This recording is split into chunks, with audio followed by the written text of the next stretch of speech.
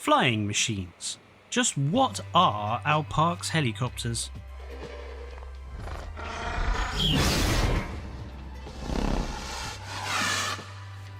Welcome back to the channel. Now, all of us who have played Jurassic World Evolution 2, and in fact the first game as well, are very familiar with all the various vehicles in the game, including those choppers. But I've always been curious just what are the real world inspirations for these aircraft? Well, over the last few days, I've been immersing myself in all things helicopter to find out. Let's start with those wonderful big yellow transport aircraft. Now, these massive transport choppers seem to be quite heavily based on the real-world Sikorsky S64 Sky Crane, with a few minor changes to the landing gear and positioning of the engines. In real life, the S64 is an American-built twin-engine heavy-lift helicopter and is actually a civilian version of a military aircraft that first flew in 1962. Originally a Sikorsky aircraft product, they're now constructed and operated by Ericsson Air Crane and have been since 1992. The S64 comes in with a length of around 21 meters, weighs on its own around 8.7 tons and has a crew of 3. Powered by two Pratt & Whitney turboshaft engines with 4,500 shaft horsepower each, this allows the S64 to lift up to about 20,000 pounds in weight,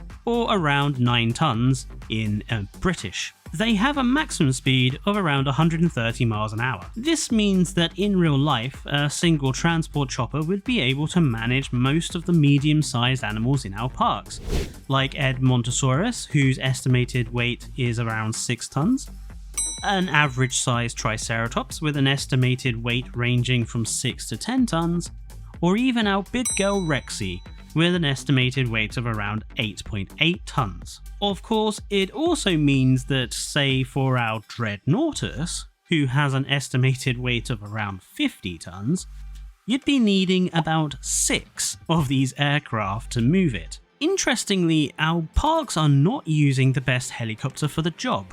The CH-47 Chinook, the very famous dual-rotored aircraft, which we see InGen branded in the Lost World, but also in Fallen Kingdom transporting various animals, is in fact a better aircraft for the job. The CH-47 has a maximum carry weight of about 24,000 pounds, or just under 12 tons. They're also faster, have a better maximum weight limit, and a better range on maximum fuel. The only reason why I think the Sky Crane was picked and not the Chinook is that the CH-47 is rather synonymous with its military operations, and perhaps that is why Frontier picked a purely civilian model of aircraft. Just before we get to our smaller choppers, don't forget to give the video a like, and if you're new to the channel, please consider subscribing for more videos from all of us at Tricore Gaming. Now, the Jurassic Park ACU, the DFW ACU, and the Malta ACU all use the same pattern of helicopter. I believe these are based on the Airbus H125. Formerly known as the Eurocopter AS350 Squirrel, the H125 is a single-engine light utility helicopter manufactured in France, which was first flown in 1974 and remains in production. This particular type of chopper is well known for its high altitude performance and the composite nature of its rotor materials, which are designed to reduce corrosion and maintenance needs, which would be useful if you happen to operate helicopters around the corrosive salty air of tropical islands. Interestingly, the H125 was also developed to comply with noise requirement laws that are often present around locations like national parks, which again would seem to make it a good fit for our dinosaur reserves. One real-life claim to fame that the chopper has occurred in 2005, when a H125 touched down on the top of Mount Everest at an altitude of 29,040 feet, a first for helicopters. By 2012, more than 3,300 of these aircraft were in operation. Each chopper has a single pilot position and can carry up to 6 people. It has a length of just over 10 meters, weighs in at just over a ton empty, and has a maximum takeoff weight of just over 2 tons. It's powered by a turbomecha turboshaft engine, developing just under 850 horsepower, giving it a cruising speed of about 152 miles an hour. Related to the H125 is the chopper I think most closely looks like the ones used by the Jurassic World and Biosyn ACUs, as well as the smaller transport choppers, the Eurocopter EC130, now known as the Airbus helicopter H130. The 130 is a more powerful derivative of the 125, with its first flight occurring in June 1999. The 130 is principally aimed at a commercial passenger transport industry, such as aerial tour companies. A single-engine chopper, the H130 has a few noticeable differences to the 125, such as a different cabin shape, but most notable is the tail rotor assembly. This assembly, known as a fenestrum, has unevenly spaced blades and operates as a ducted fan.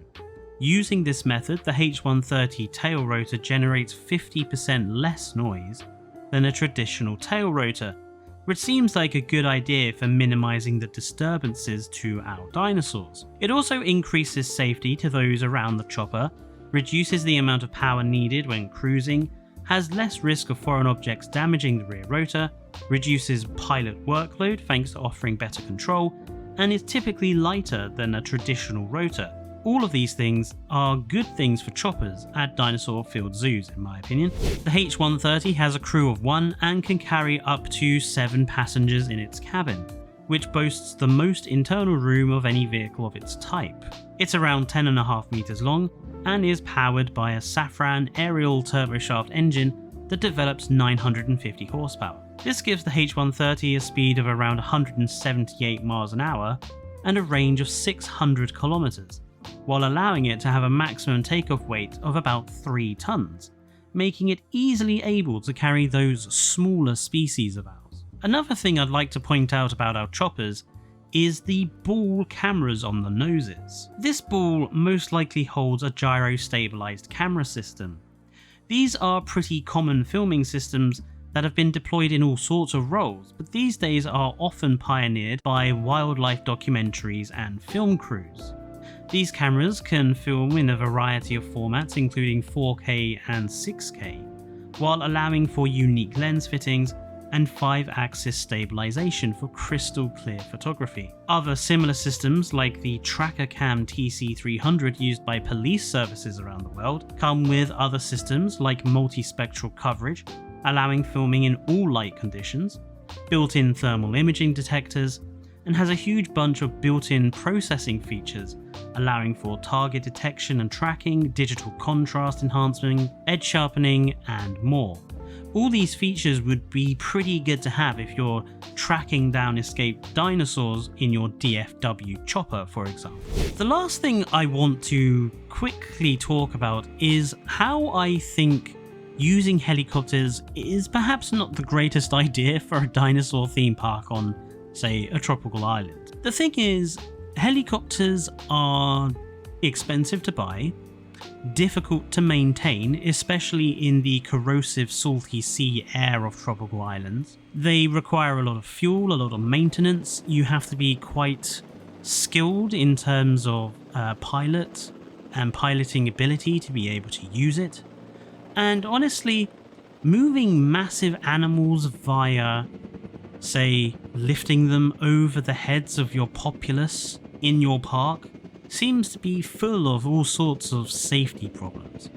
Plus, in all honesty, even vehicles like the Chinook can only carry about 12 tons, and while that satisfies most dinosaur species, it certainly doesn't satisfy the really big ones.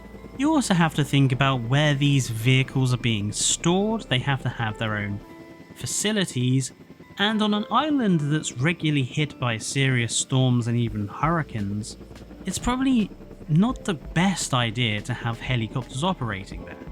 Honestly, I think the better transport option for our dinosaur theme parks would in actual fact be lorries. Large lorries, such as big 6-axle lorries, have, at least in the UK, a maximum loading weight of about 44 tons. This makes it more than 4 times better than a Chinook, and would easily be able to carry a huge range of the animals in our park, even some of our smaller sauropod varieties. Not only that, but lorries can be fitted to run on biogas, or even have electric motors fitted to them, so you wouldn't need to bring in, say, expensive aviation fuel all the time. And while I would never say that lorry drivers are unskilled, I would say there is a certain difference in requirement between helicopter pilots and lorry drivers. On top of that, lorries are easier to store, easier to maintain, cheaper to purchase, cheaper to operate, and all around I just think a better option. They can also operate in a variety of conditions and even go off-road if required. So for me, I think the lorries are just a better option than a helicopter is. Let me know down in the comments what you think about the transport choppers in Jurassic World Evolution 2 and whether you'd like to see more options in Jurassic World Evolution 3. Don't forget to like the video and subscribe if you're new to the channel, and I'll see you next time. Until then, stay safe and goodbye.